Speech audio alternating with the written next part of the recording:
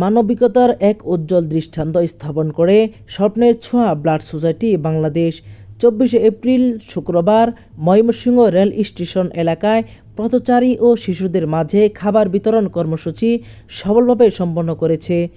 জুমার নামাজের পর আয়োজিত এই কর্মসূচিতে অসহায় ও দুস্থ মানুষের মুখে হাঁটি ফোসানোর লক্ষ্যে সংগঠনটি এই উদ্যোগ গ্রহণ করে।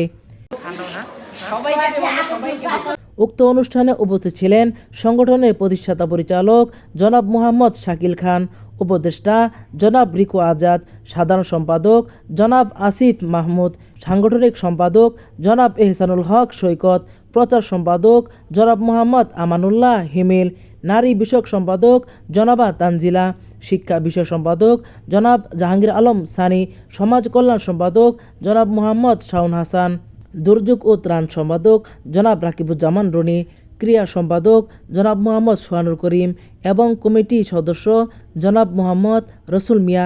এছাড়াও আমন্ত্রিত অতিথি হিসেবে উপস্থিত ছিলেন জনাব IHS সাগর এবং জনাব কাজী মাহাদি।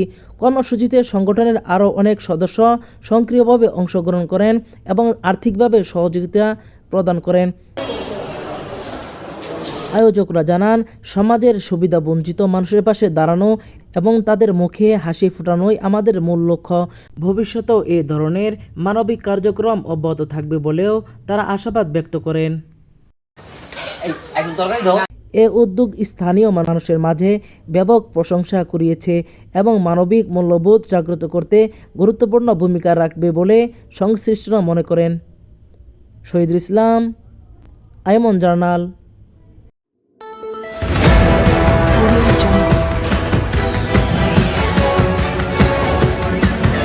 Audio Jungle.